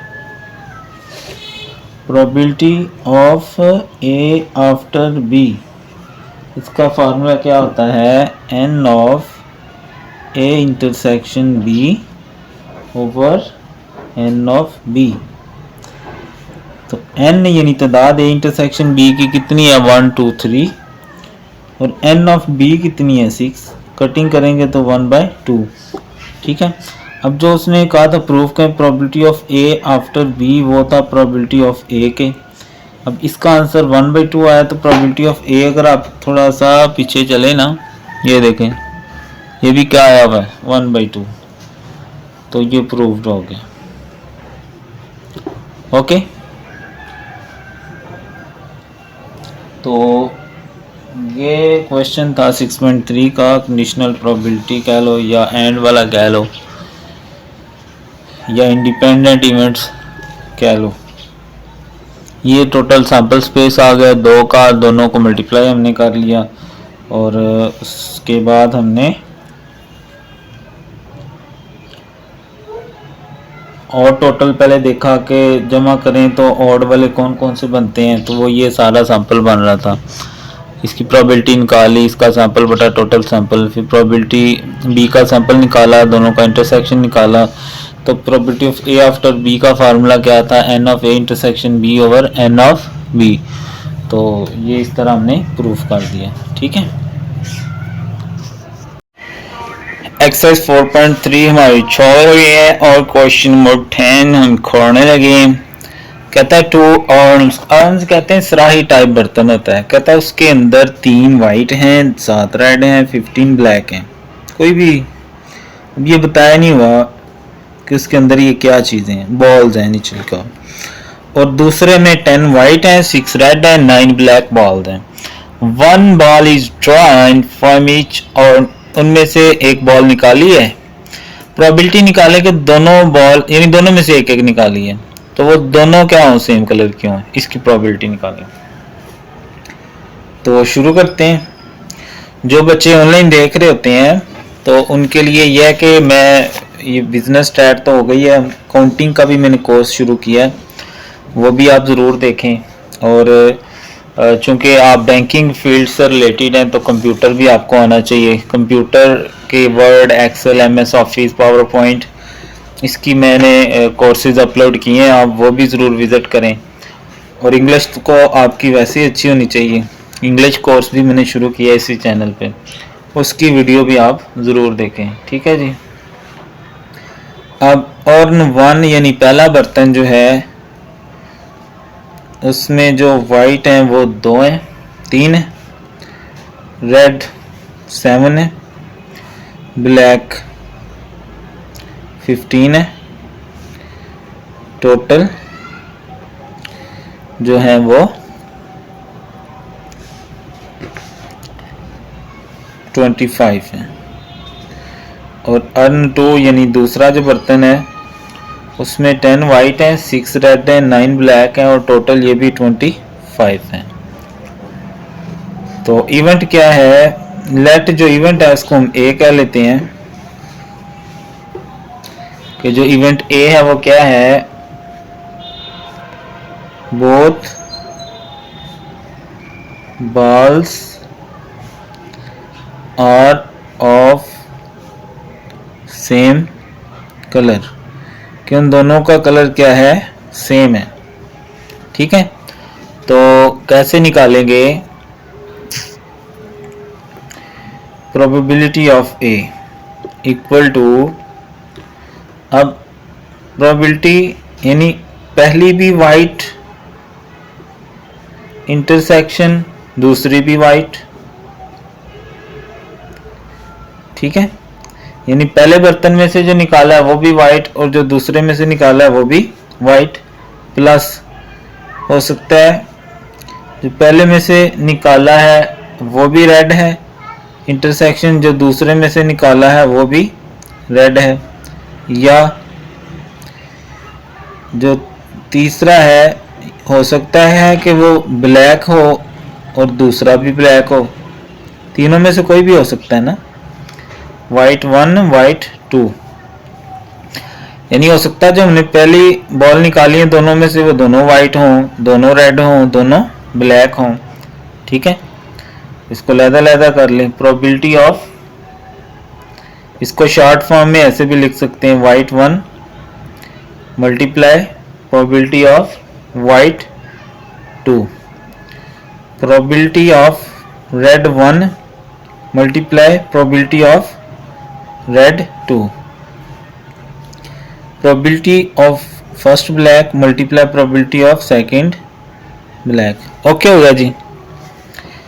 तो जिन बच्चों ने चैनल सब्सक्राइब नहीं किया वो भी ज़रूर कर लें, क्योंकि ज़्यादातर बच्चे नहीं करके जा रहे। ओके, अब फर्स्ट देखें वाइट क्या है 3 और टोटल क्या है बॉल्स 25, सेकंड वाइट 10 है, टोटल कितना है 25। ठीक है, ऐसे ही पहला रेड 7 है और टोटल 25, दूसरा रेड 6 है, टोटल 25, ब्लैक 15 है बटा 25, दूसरा ब्लैक 9 है ओवर 25। ठीक है, तो ऊपर मल्टीप्लाई करें 10 3 आर 30 और नीचे करेंगे तो 6 25, 6 7 आर 45 ओवर 25, 15 9 आर 132 ओवर 625। अब नीचे सेम हो तो सेम एलसीएम नीचे एक दफ़ा लिखेंगे और ऊपर वाला इकट्ठा कर लेंगे, 30 प्लस 42 प्लस 132, इन तीनों को ऐड कर लें तो 207 ओवर 625 आ जाएगा। तो तकरीबन बुक भी हमारी कंप्लीट होने वाली है। जो बच्चे ऑनलाइन देख रहे हैं अगर उनको समझ आ रही है तो वीडियो लाइक कर दिया करें, कमेंट में ज़रूर लिखा करें समझ आई है, नहीं आई तो भी लिखा करें नहीं आई, और अगर कोई भी सवाल मिसिंग है, कोई डेफिनेशन एमसीक्यूज कोई भी चीज़ तो वो बताया करें ताकि उस पर भी वीडियो बना दी जाए। और काउंटिंग का भी जो सिलेबस है वो एक चैप्टर तो हो गया हुआ, 2 तकरीबन हो गए, तो वो भी ज़रूर आप विज़िट करें। तो इंग्लिश कोर्स के अलावा कंप्यूटर की जो वीडियोज़ हैं वो भी आप ज़रूर देखें। ठीक है, 2 बर्तन थे, अर्न 1 में 3 वाइट 7 रेड 15 ब्लैक, टोटल इतने हो गए। दूसरा जो बर्तन है उसमें 10 वाइट 6 रेड 9 ब्लैक, टोटल 20। बहुत सेम कलर के हो तो हो सकता है कि पहली भी वाइट दूसरी वाइट, पहली भी रेड दूसरी भी रेड, तीसरी भी ब्लैक पहली ब्लैक दूसरी भी ब्लैक, और फिर probability of white 1 white 2 red 1 red 2 black 1 black 2, फिर इनकी वैल्यूज़ ले लेंगी। प्रोबेबिलिटी हम जैसे शुरू से निकालते आए हैं। ठीक है, क्या होता है फार्मूला असल में, जैसे प्रोबेबिलिटी ऑफ वाइट 1 है क्या होगा, एन ऑफ वाइट 1 यानी इसकी तादाद बटा एन ऑफ एस। ठीक है, 2 सैंपल है ना असल में, इसमें एक और नवान है और दूसरा, लेकिन आ चुके सेम ही है। तब एन ऑफ वाइट देखें ना वो 3 है और टोटल 25 है। ऐसे ही जब इस पे लगाएंगे तो एन ऑफ W2 बटा एन ऑफ एस, W2 यानी दूसरे बर्तन के जो है वो 10 है। ऐसे ही ठीक है, ये हम कर लेंगे और ये सवाल भी ख़त्म हो गया। तो बाकी अल्लाह अल्लाह ते खैर सल्ला। एक्सरसाइज 6.3 है। क्वेश्चन नंबर आज हमने 11 करना है। तो 11 में क्या है, कहता है एक डाई जो है वो टॉस की गई है। अब एक डाई जो है वो जो लूडो की होती है ना, जिसको हम पता नहीं क्या कहते हैं, उसमें 1 2 3 4 5 6 तक जो है ना वो आपको बताना होते हैं नंबर। तो प्रोबेबिलिटी क्या है कि हमें प्राइम नंबर मिल जाए। ठीक है, पहले तो इतना करते हैं। तो क्वेश्चन नंबर 11,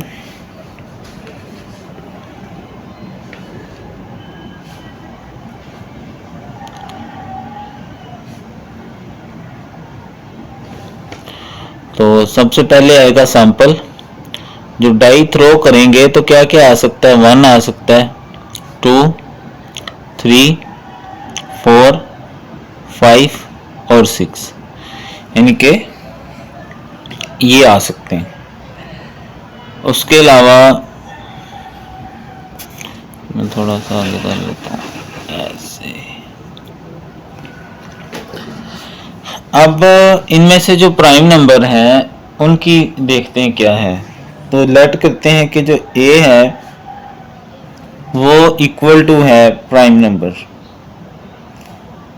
प्राइम नंबर कौन से होते हैं, जो किसी टेबल में नहीं आते, अपने टेबल में सिर्फ आते हैं। 2 3 और 5, 2 3 एंड 5। तो एन ऑफ ए अगर मैं देखूं, इनकी तादाद कितनी है, 3। ठीक है, ये हो गया यहां तक। आगे given that number is odd, और दूसरा उसने क्या है, अच्छा ये कंडीशनल प्रोबेबिलिटी होती है कि उसके साथ ही दूसरी चीज भी दे दी जाए। तो दूसरी क्या है, नंबर इज ऑड। अब अगर मैं ऑड देखूं, लेट बी जो इवेंट है वो क्या है, ऑड नंबर। बी जो है वो क्या है, ऑड है। तो ऑड आपको पता है कौन से होते हैं, जो 2 के टेबल में नहीं आते या 2 से पूरे डिवाइड ना हो। तो वो इनमें कौन कौन से हैं, 1 3 एंड 5। ठीक है, अब चूंकि गिवन दैट है, कंडीशनल प्रोबेबिलिटी है, तो ए इंटरसेक्शन बी लेना पड़ेगा जो दोनों में मौजूद हैं चीजें। अब आप देखें 3 और 5 दोनों में मौजूद है। ठीक है, अब अगर मैं n करूं, n of a intersection b, यानी इसकी तादाद कितनी है, तो वो कितने हैं, ये 2 हैं। n ऑफ b निकालूं तो वो कितने बनते हैं, कितनी रकमें हैं ये, 1 2 3। ठीक है, तो अब हमें इसकी क्या निकालनी है, प्रोबेबिलिटी।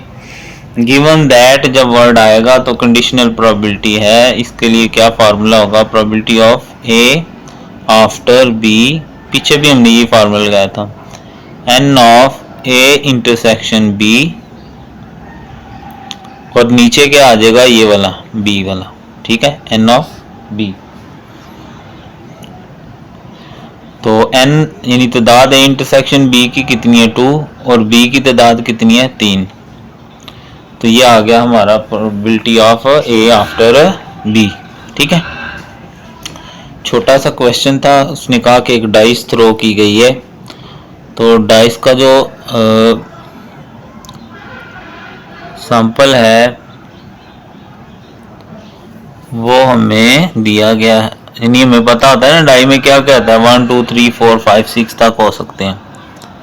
तो जो प्राइम नंबर है, पहली जो उसने कहा कि प्राइम नंबर में क्या हो सकता है, 2 3 5 है इस सैंपल के अंदर से, और इन तादाद 3 है। और फिर ऑड नंबर है। ऑड नंबर कौन से होते हैं, जो सिर्फ अपने ही मतलब 2 से डिवाइड ना हो, 1 3 5 इनकी तादाद भी 3 है। ए इंटरसेक्शन बी गिवन दैट था कंडीशनल प्रोबेबिलिटी है, 3 और 5 इंटरसेक्शन है और ये इसका फार्मूला है, ठीक है, और ये इसका आंसर भी आ गया। तो ठीक है जी, जो बच्चे ऑनलाइन होते हैं बेटा मैसेज ज़रूर किया करें कमेंट में अगर ऑनलाइन है, ठीक है। क्लास में भी पूछा जाएगा, ऐसे मुझे क्या पता आपको समझ आ रही है कि नहीं, तो ज़रूर कमेंट में लिखा करें समझ आ गई है नहीं आई। और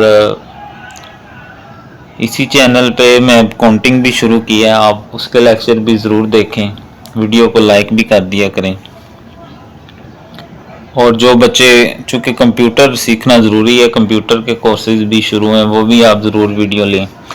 और इंग्लिश तो आपको बहुत अच्छी होनी चाहिए, उसके लिए हमने इंग्लिश कोर्स शुरू किया है, वो वीडियो भी ज़रूर देखें अगर टाइम हो आपके पास। तो अभी इसका बी पार्ट है। बी पार्ट क्या है, 2 coin the toss, 2 coin toss किए। व्हाट इज कंडीशनल प्रोबेबिलिटी, अब उसने वर्ड यूज कर लिया ना, वहां गिवन दैट था, यहाँ कंडीशनल। 2 हेड आए, गिवन दैट, ठीक है, वही लफ्ज ऐसे आ गए, और 1 हेड हो, ठीक है। तो मैं दिखाता हूँ आपको। पहले तो ये कि 2 कॉइन टॉस किए।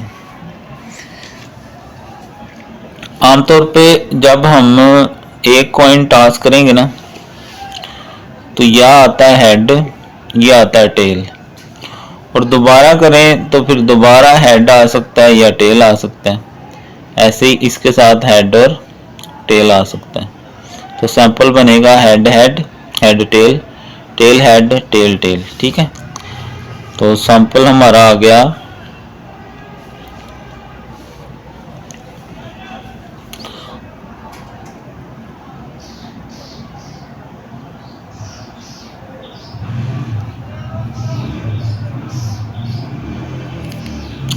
सैंपल क्या बनेगा, हेड हेड या हेड टेल या टेल हेड या दोनों ही टेल, ठीक है। तो इसकी तादाद 4 है, लेकिन ज़रूरत शायद ना पड़े हमें। अब कंडीशनल प्रोबेबिलिटी 2 हेड्स, लेट जो ए है इवेंट वो क्या है, 2 हेड्स, 2 हेड ये एक ही है, एच एच, ठीक है। तो अगर मैं एन ऑफ ए लिखूं यानी इसकी तादाद इवेंट ए की, तो वो कितनी है, यानी एक ही आया है, ठीक है। आगे गिवन दैट लिखा है, there is at least 1 head, at least 1 head. Let जो बी है वो किसको रिप्रेजेंट कर रहा है, at least 1 head, at least 1 head, कम से कम एक हेड, ज्यादा जितनी मर्जी। तो पहली में भी एक हेड मौजूद है, दूसरी में भी एक हेड मौजूद है, ये सैंपल देखेंगे ना इसमें से, ठीक है। तीसरी में भी एक हेड मौजूद है, और चौथे में दोनों ही टेल है, तो वो तो हेड हो ही नहीं सकता ना। तो एन ऑफ बी अगर मैं करूं, यानी इनकी तादाद कितनी है, 1 2 3, एन से मुराद इनकी तादाद होती है और बी से मुराद बी इवेंट। अब चूंकि गिवन दैट है, कंडीशनल प्रोबेबिलिटी है, सेम ऊपर वाला फार्मूला यूज होगा, probability of A after B, तो N of A intersection B, वही फार्मूला सेम, और नीचे एन ऑफ बी। अब ए इंटरसेक्शन बी तो हमने निकाला नहीं, वो भी निकाल लो। ए इंटरसेक्शन बी में वो लिखते हैं जो दोनों में है, तो दोनों हेड दोनों में मौजूद है, यानी ये वाला जो हेड हेड वाला ना, ये दोनों में मौजूद है। तो इसकी तादाद कितनी है, ये एक ही दफा है ना, एक ही सैंपल है 1, और एन ऑफ बी कितना है, ये देखें 3 है, ठीक है। तो ये हमारा हो गया क्वेश्चन नंबर 11, जिसमें हमें 2 कॉइन टॉस करने के लिए कहा गया, ये उसका सैंपल बन गया, head head, head tail, tail head, tail tail. A जो था वो 2 हेड्स हैं, और बी में कहा कि गिवन दैट में था कि एटलीस्ट इन कम से कम एक हेड ज़्यादा जितने मर्जी हों। तो इस तरह ये भी, और फिर इन दोनों में कॉमन देखना इंटरसेक्शन, और ये इसका फार्मूला है, ठीक है जी। तो वीडियो यहाँ पर ख़त्म हो गई, बुक भी ख़त्म होने वाली है। कोई भी ऐसा क्वेश्चन या डेफिनेशन या एमसीक्यूज मौजूद नहीं है तो अगर आप ऑनलाइन है तो ज़रूर बताएं, आपको नहीं मिल रहा। वैसे तो प्लेलिस्ट मैंने सारी लगा दी है, एक सवाल के बाद दूसरा खुद लगेगा, ठीक है। तो बाकी काउंटिंग की वीडियोस भी ज़रूर विज़िट करें। और अगर आपको जोग्राफिया वगैरह या कमर्शियल, कॉमर्स, इकोनॉमिक्स कोई भी वीडियोस चाहिए तो ज़रूर कमेंट करें। अल्लाह हाफिज़। एक्सरसाइज 6.3 चल रही है, बुक का एंड है, तकरीबन कंप्लीट कोर्स हो चुका है। ये अभी जो हम करेंगे क्वेश्चन नंबर हमारा ये 12 है। 12 में कहा गया है कि इन अ फर्म, एक फर्म है जिसमें 20% of the employees having counting background, 20% employees का बैकग्राउंड जो है वो काउंटिंग का है, यानी इन्होंने काउंटिंग सीखी हुई है या आती है या वो काउंटिंग पढ़े हुए हैं। 5% of the employees are executive, 5 executive हैं, and have a counting background, executive भी हैं और काउंटिंग बैकग्राउंड। एग्जेक्टिव उनसे हायर लेवल कह लो, ज़्यादा पढ़े लिखे हैं और काउंटिंग भी जानते हैं। वैसे इस तरह के सवाल पेपर में नहीं आते, मैं पहले बता रहा हूँ। पास पेपर जो करवाए जाएंगे इम्पोर्टेंट गैस दिया जाएगा। अभी ये बुक ख़त्म होने लगी है तो इसका मैं गैस भी प्रोवाइड करूँगा आपको, इम्पोर्टेंट क्वेश्चन भी बता दूँगा, बुक से भी बताऊँगा ज़्यादा और गैस के लैदा बताऊँगा, वो भी आप ज़रूर देख लीजिएगा। और अगर आपको कोई भी वीडियो नहीं मिलती तो आप कमेंट ज़रूर करें। कोई एमसीक्यूज़ नहीं है, कोई रिव्यू एक्सरसाइज नहीं है या कोई डेफिनेशन नहीं है, कमेंट ज़रूर किया करें। काउंटिंग का सिलेबस भी मैं बना रहा हूँ, वो भी ज़रूर विज़िट करें। और आपको कंप्यूटर स्किल भी आने चाहिए क्योंकि बैंकिंग फील्ड है, उसका भी कोर्स बनाया मैंने, वो भी ज़रूर देखें। और इंग्लिश तो सबसे पहले है ना आपकी, उसकी भी मैंने सीरीज शुरू की हुई है, वो भी ज़रूर देखें, ठीक है जी। हैज़, इफ़ एन एम्प्लॉय, अगर एक employee has an accounting background, उसको अकाउंटिंग आती है, व्हाट इज़ द प्रोबेबिलिटी कि वो एग्जेक्टिव भी है। अगर काउंटिंग भी आती है, एग्जेक्टिव भी है, तो उसकी प्रोबेबिलिटी क्या होगी। तो शुरू करते हैं।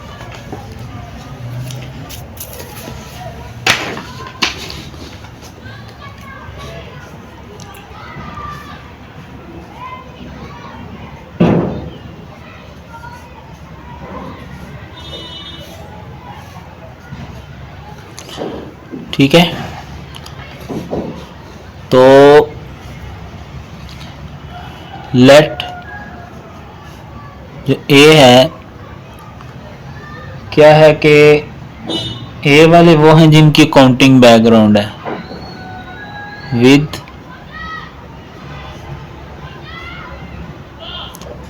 अकाउंटिंग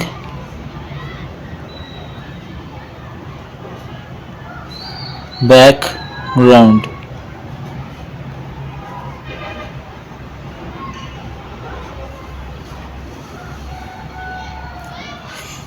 और वो कितने हैं, 20%।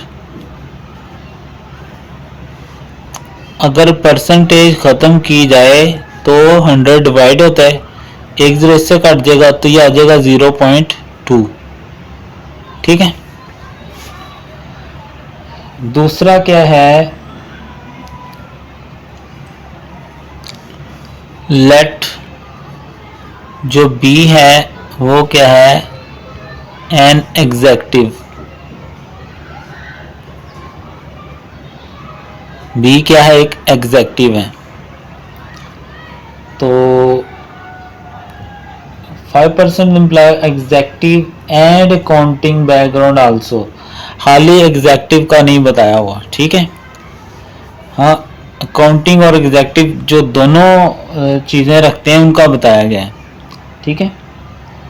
यानी probability of A intersection B, ठीक है, ए और बी दोनों की दी गई है, वो क्या है 5%।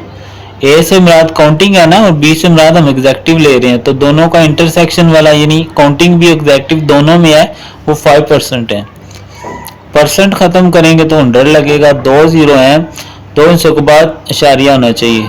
कैलकुलेटर यूज कर लें अगर आपको इन चीज़ों की समझ नहीं है तो, ठीक है। प्रोबेबिलिटी क्या निकालनी है कि प्रोबेबिलिटी निकालनी है कि वो हाली एग्जैक्टिव है, ठीक है।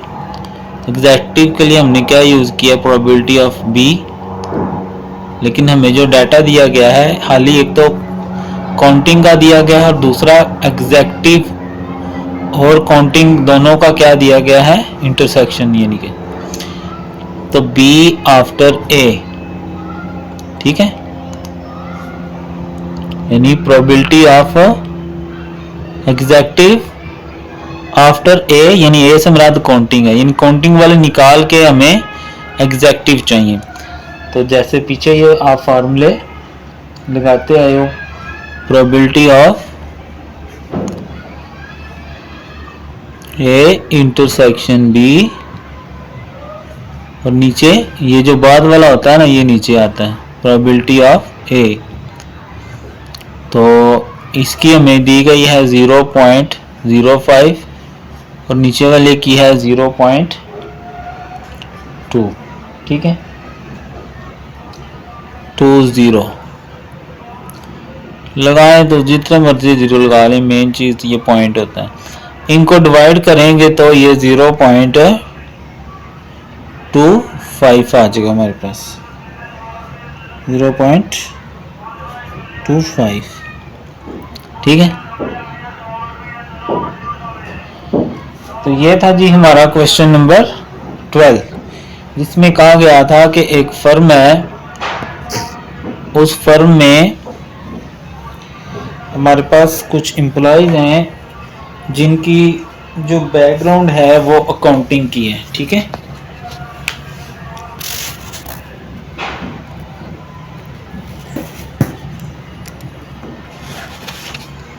मैं जूम थोड़ा कम कर लेता हूँ।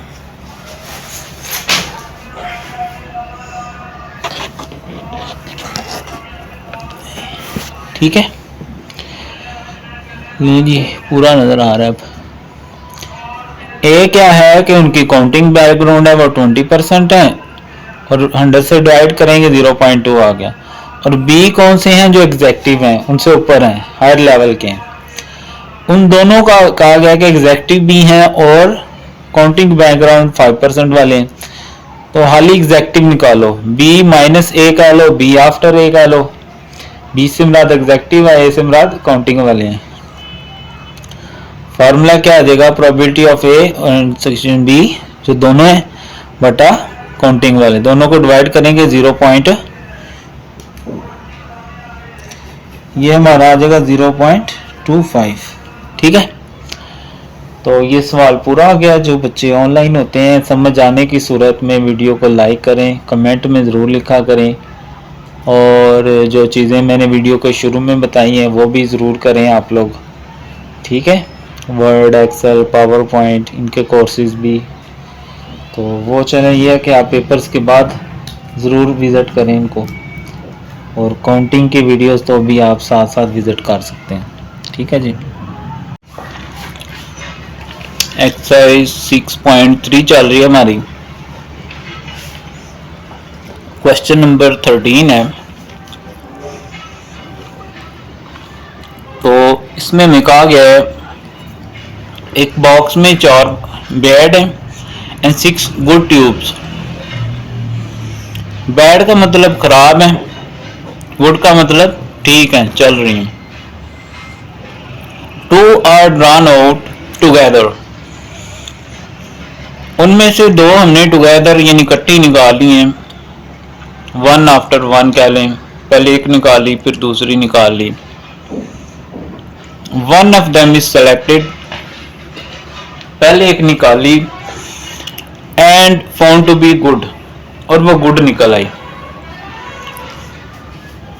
शो दैट प्रोबेबिलिटी, ये शो करो दूसरी भी गुड है, और वो उसका जवाब 5/9 आएगा,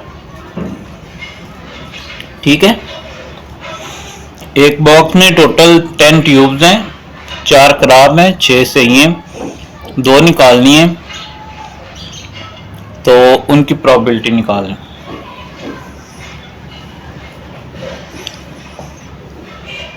दूसरी भी गुड हो, उसकी प्रोबेबिलिटी 5/9 प्रूफ करनी है, ठीक है।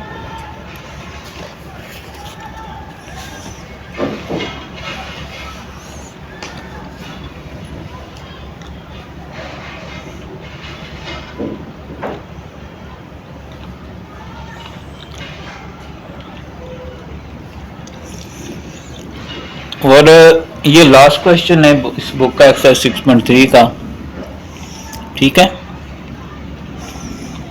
तो अगर मैं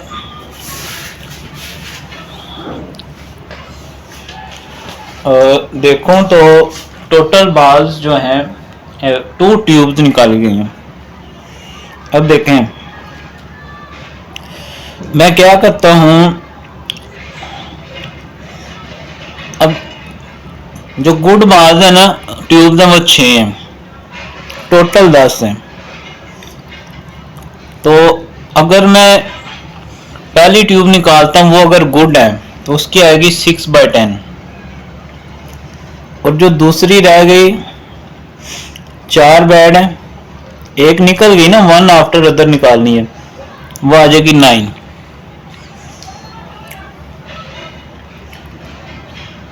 गुड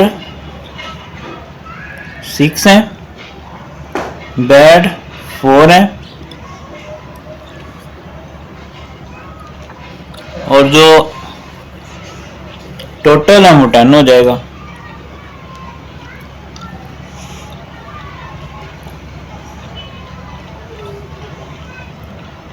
टूगेदर प्रोबेबिलिटी इकट्ठी जो आएगी,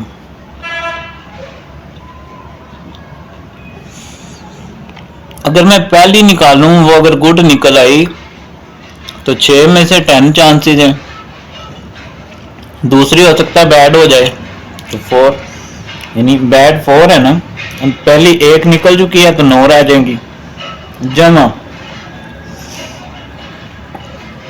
दूसरी दफा मैंने निकाली वो भी गुड निकल आई, और दूसरी भी गुड ही निकल आई। 6 थी, एक तो पहले निकल आई तो 5, और नीचे क्या रह जाएगा 9, ठीक है ना। पहली दफा में तो पहली निकल आई, दूसरी दफा में भी कह रहा है कि वो ही निकले, तो गुड में तो पहले 6 है ना, टोटल 10 है, दूसरी दफा भी गुड ही निकलेगी। अब गुड में से एक निकल आई है, इकट्ठी निकाल रहे हैं, 5 रह गई और टोटल में से 9 रह गई थी। इसको मैं हल करता हूं, 6/10, 4/9, 6/10, 5/9। सेम टेबल से कटिंग कर लेते हैं। 5 1s are 5, 5 2s are 10, 3 2s are 6, 3 3s are 9। Same table से कटिंग करनी है, 2 2 से कैंसिल हो गया। 3 2s are 6, 3 3s are 9, 2 2s are 4, 2 5s are 10, ठीक है।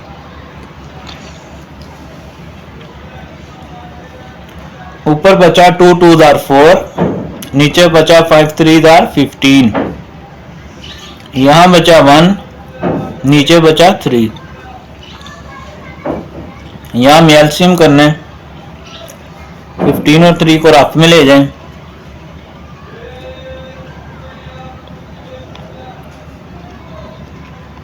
3 5s are 15, 3 1s are 3, 5 1s are 5, 5 3s are 15 आ जाएगा नीचे।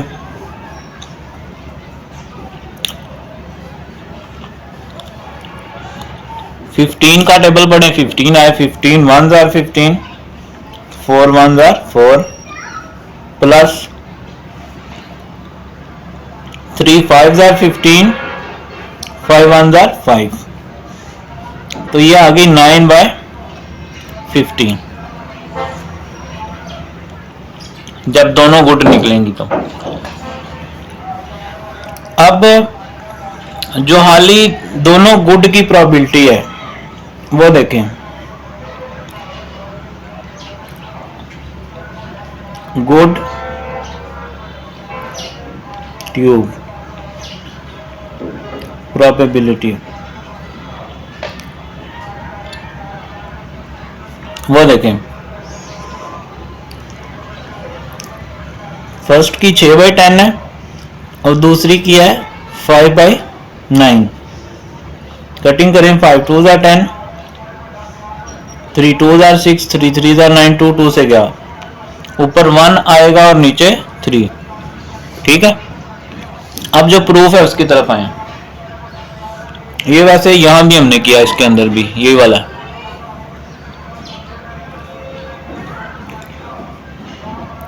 Probability that other is good, ये देखें, ये गुड की प्रोबेबिलिटी बटा ये टोटल की। ठीक है, जब 4 बटे हो जाएं तो नीचे वाला जो बटा है वो घूम के ऊपर आ जाता है 15/9। ठीक है, तो 3 5 ज़ा 15 और नीचे 9 का, यही हमने क्या करना है, प्रूफ करना है। ठीक है,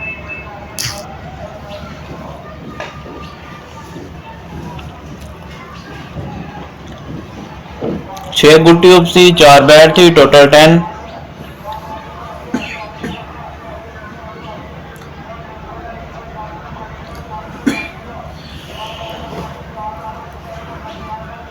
वन आफ्टर अदर 6/10,